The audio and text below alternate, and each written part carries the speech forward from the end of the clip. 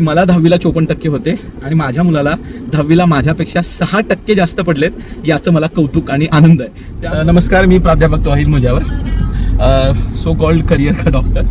आज 10वीचा रिझल्ट लागला. त्यामध्ये माझा मुलगा याच वर्षी 10वीला होता. म्हणजे माझी 10वी 2000 साली झाली आणि माझ्या मुलाची 10वी 2026 साली झाली आहे.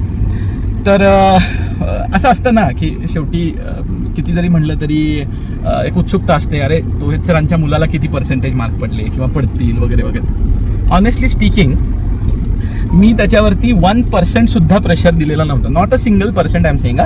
मी त्याला कधी पेपर फक्त कसा गेला, चांगला गेला का, लिहून आलास का व्यवस्थित, एवढं विचारल्याशिवाय दुसरं काहीही नाही. Not a single percent pressure to him नव्हता.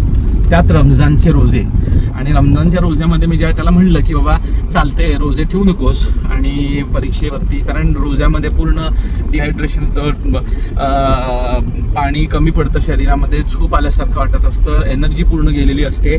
यातून सुद्धा ज्यावेळी पालक म्हणतायत की नाही ठेवलं तरी चालेल बघ तू, तर त्याचा एक 2-3 तो मौलाना मुफ्तीजना विचारून आला आणि तो म्हणाला नहीं डैडी हमने पूछ के आए और रोज़ा कंपल्सरी है, मैंडेटरी है और हमको रखने का ही है.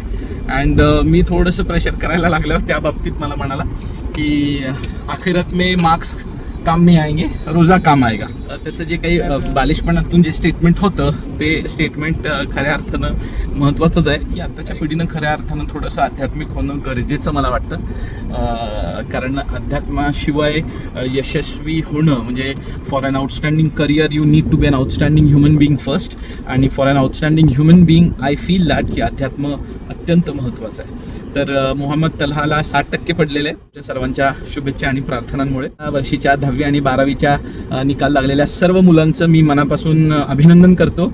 ज्यांना कमी मार्क पडलेत खास करून त्यांना मला मुद्दामून सांगायचं आहे की मला 10वीला 54% होते आणि माझ्या मुलाला 10वीला माझ्यापेक्षा 6% जास्त पडलेत, याचं मला कौतुक आणि आनंद आहे. 10वी आणि 12वीचा निकाल हा आयुष्याचा निकाल नसतो.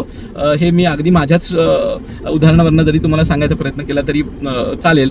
कारण एखाद्या 54%चा विद्यार्थी एखाद्या संकुलाचा डीन होऊ शकतो, डायरेक्टर होऊ शकतो, पुढे एक्झिक्युटिव्ह डायरेक्टर होऊ शकतो, भारतातील उत्कृष्ट 15 प्लेसमेंट ऑफिसर्सच्या यादीत त्याचं नाव येऊ शकतं, असे अनेक पुरस्कार तो घेऊ शकतो. याचा अर्थच असा आहे की 10वी 12वीचा निकाल हा आयुष्याचा निकाल नसतो.